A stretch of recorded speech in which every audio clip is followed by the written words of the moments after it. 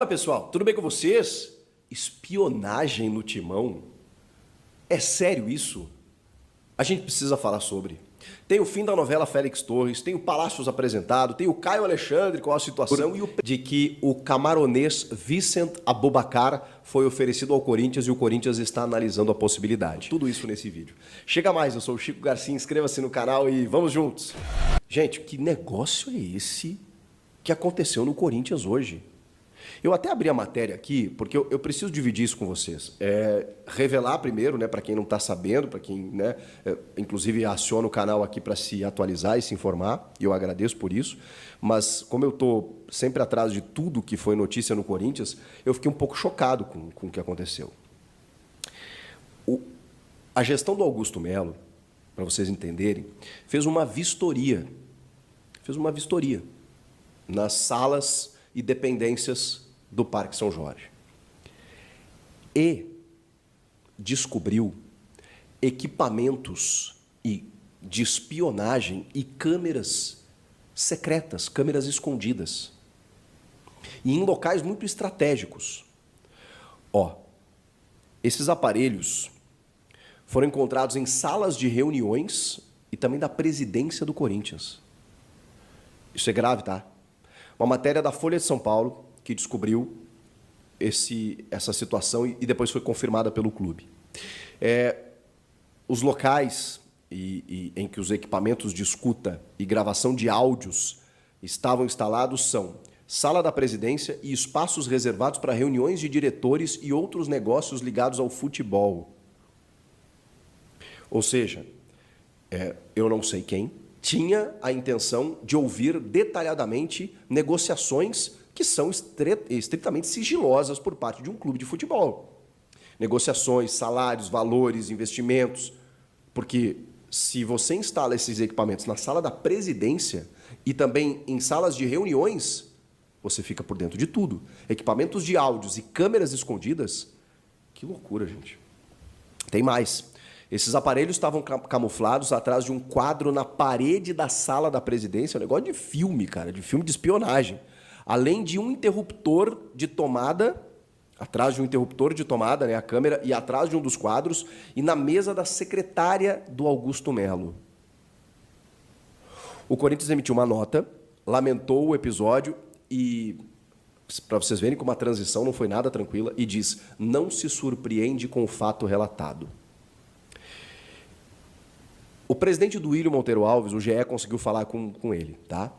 Porque, obviamente, a gente, né, se volta para a gestão anterior. Se a gestão atual encontra e revela como surpresa, ou na verdade até nem tanto, porque diz que não se surpreende com o fato, mas uma vistoria acaba descobrindo isso, é óbvio que o principal suspeito, né, seria pelo menos a gestão anterior, não sei se na figura do ex-presidente do Duílio, mas como a gente está falando da sala da presidência também, ele foi questionado, natural.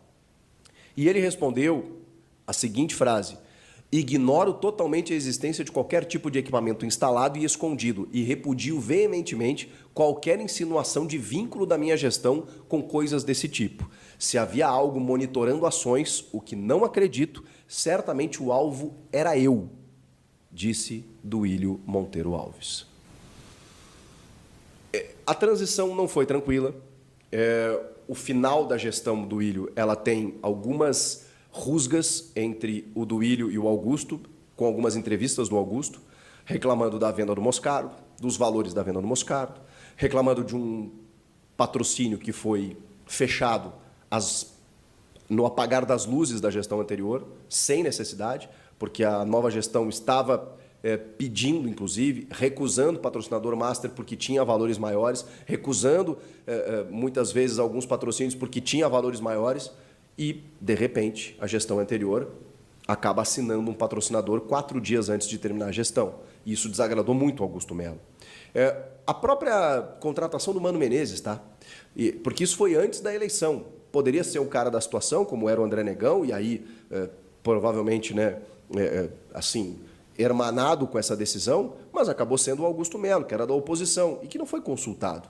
E que, de repente, o Duílio fecha um contrato com o Mano Menezes, que está tudo certo, é o técnico, está fazendo a reformulação, não tem problema nenhum, o Augusto já abraçou a ideia, mas você fechar com um técnico por 2 anos da gestão seguinte, essas coisas desagradaram o Augusto. E aí você vê que a transição não foi numa boa. Agora, equipamentos de espionagem nas salas estratégicas de onde se definem as coisas do Corinthians, eu nunca vi isso no futebol brasileiro. Que se apure bem o que aconteceu. Vamos falar dentro de campo, porque terminou a novela Félix Torres, finalmente ele foi liberado.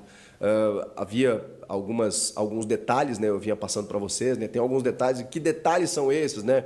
Aquelas coisas de garantias bancárias, o Santos Laguna estava bravo por conta do Rodrigo Garro lá e estava preocupado por conta de algumas notícias de não pagamento do Corinthians, da gestão anterior, né, de alguns jogadores sem receber direito de imagem, de alguns clubes sem receber valores, né, como o caso do Argentinos Júnior pelo Fausto Vera. Então os caras estavam querendo a primeira parcela à vista ou pelo menos algumas garantias bancárias. O Corinthians resolveu isso, o cara está liberado, ele embarca, se não me engano, embarcou hoje para chegar amanhã. Mas no máximo até sexta-feira o Félix Torres estará em São Paulo para, enfim, assinar o contrato, ser oficializado, treinar com o grupo, fazer exames e tal, titular da seleção equatoriana. Então, o Gustavo Henrique já chegou, falta ser oficializado apenas, então Félix Torres, Gustavo Henrique e Lucas Veríssimo. Na defesa, acho que o Corinthians reforçou e bem. E ainda tem, na lateral esquerda, além do Hugo, que... Ô Corinthians, vamos anunciar o Hugo aí, vamos dar uma moral pro moleque, mesmo que tenha sido a gestão do Ilho. O moleque não tem nada a ver com isso, tá lá treinando, já tá trabalhando. Falta um cuidado maior aí, né? Mas tudo bem.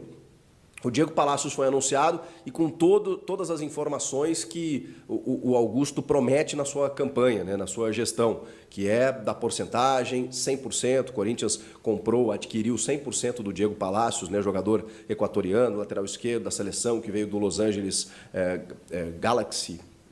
Acho que é do Los Angeles Galaxy, né? Do futebol dos Estados Unidos, veio de graça, porque veio livre de custos, ele veio sem nenhum contrato, né? E com isso o Corinthians fechou o contrato com ele até o fim de 2027, aquela coisa toda, e ele foi apresentado. Teve dificuldades ali no português, uma entrevista até bem engraçada em alguns momentos, né? Mas ele se identificou, como a gente já tinha falado, um cara com características muito do apoio. Então, um jogador rápido, técnico, que atua muito pelo lado esquerdo e com velocidade e com capacidade de drible, com cruzamentos, com chegada na frente. Ele tem ótimos números, né? Terminou a temporada no seu clube lá com ótimos números. Então, chega, eu imagino, para ser titular, né? Até pela participação que ele tem em seleção e toda a carreira, apesar de jovem, né? Acho que ele chega para ser titular. Falta ainda uma sombra para o Fagner, ou para disputar a titularidade com o Fagner no lado direito, a gente sabe disso. Além do Diego Palacios e de todos esses que eu citei, é óbvio que o Corinthians está no mercado, a gente não consegue ainda mapear quem vai ser o atacante. O Luiz Henrique realmente está muito difícil, os caras querem 18 milhões de euros, já falei isso aqui para vocês, muito complicado. Mas o Corinthians quer e precisa de um atacante, porque vai começar o Campeonato Paulista com o Yuri Alberto e o Romero. Tem o Wesley, tem outros jogadores da base ali e tal, mas precisa mais, né? A gente sabe disso. O Felipe Augusto foi embora, o Pedro foi embora. Então, assim, o Corinthians perdeu o elenco. Ele precisa repor. E não é só isso, tá? Não é só isso, porque hoje a gente pode entender como um time titular e reposição. Tá faltando muita coisa. Caio Alexandre. O Corinthians realmente está na parada para tentar contratar o Caio Alexandre, que foi adquirido pelo Fortaleza, 50%, né, junto ao Vancouver Whitecaps, que era o seu time lá da Major League Soccer, embora seja do Canadá, que disputa a Liga dos Estados Unidos. Adquiriu esse 50% e aí o Palmeiras até sondou e tudo mais, mas saiu da negociação, e o Corinthians e o Bahia fizeram propostas para ter o Caio Alexandre. A proposta do Corinthians, ao que se sabe, é maior do que a do Bahia e resta saber onde ele vai decidir jogar, né? O Caio Alexandre. O Corinthians está com a proposta na mesa e está agora aguardando uma resposta. Acho uma belíssima contratação. Eu sei que o torcedor às vezes se incomoda, poxa, só volante e tal. Precisa, gente, precisa. Porque hoje a gente tem ali Fausto Vero, Maicon, Ranielli, e aí vindo o Caio Alexandre, por exemplo. Quem mais? Aí são meio campistas, né? Matheus Araújo, o Matias Rojas, o Rodrigo Garro, são meio campistas um pouco mais avançados. De volantes mesmo, daqui a pouco você, sei lá, Fausto Vera teve uma temporada ruim. Se ele não performa, você vai precisar de um jogador ali. Vai ser o Michael, vai ser o Ranieri, eu não sei, de segundo. Entendeu? Então, o Caio Alexandre é um motorzinho. É um cara que acho que entraria como uma luva nesse time, carregaria o piano. E para fechar mesmo, tem uma informação que foi publicada agora à noite, eu até já tinha gravado o vídeo e estou colocando esse adendo aqui. Informação trazida pelo jornalista Leonardo Schonebur de que o camaronês Vicent Aboubakar foi oferecido ao Corinthians e o Corinthians está analisando a possibilidade. Esse jogador foi colocado numa lista de reforços do Grêmio para substituir Luizito Soares. Inclusive, o vice de futebol Antônio Brum falou sobre ele durante a semana, diz que é muito difícil porque, enfim, tem salário em nível europeu, é um jogador caro, ele não vai ser mais utilizado pelo Besiktas, é um jogador muito possível de vir jogar o futebol brasileiro, porque, enfim, ele fez gol por Camarões contra o Brasil na Copa do Mundo, quando o Brasil perdeu para Camarões aquele jogo, na fase de grupos. É tido como um sucessor de Samuel Eto'o no seu país, é um ídolo lá da seleção camaronesa, está no futebol turco já há algumas temporadas, mas ele teve um problema com a diretoria do Besiktas, ele foi fazer um tratamento capilar, meio que não revelou, né, por que ele precisava dessa folga, a galera achou que ele estava de folga por outros motivos, aí ele voltou para o treino, perdeu alguns jogos, não estava cabeceando a bola, e descobriram que ele escondeu que foi fazer um tratamento capilar, a diretoria perdeu a paciência, houve uma troca no comando técnico do Besiktas e mesmo assim ele está fora dos planos porque o problema dele é com a direção. Então os caras estão topando negociar o Aboubakar. A questão é que ele tem mercado na Europa. Então é muito difícil trazer esse jogador. Agora, se ele está sendo oferecido, é porque existe a possibilidade dele jogar no Brasil, até porque o Corinthians está no mercado, está com dinheiro, recebeu um grande patrocinador, então os caras também ficam de olho nisso. O Grêmio pode ser que não consiga exatamente por essa concorrência. E aí o Corinthians chega muito forte. E olha, vou falar um negócio para vocês, ele é um baita jogador. Queria para ontem no Grêmio para substituir o Soares, mesmo sabendo que não são da mesma prateleira. Mas é um grande jogador, 31 anos, muita força física, um artilheiro nato por onde passou. Esse cara chega, farda, joga e empilha gols no futebol brasileiro. Vicent Aboubakar. Será? O que vocês acharam de tudo isso? E essa espionagem no Corinthians? Já se inscreveu no canal? Se inscreve aí, dá essa moral. Obrigado pela força de quem já se inscreveu. Eu volto na próxima ou a qualquer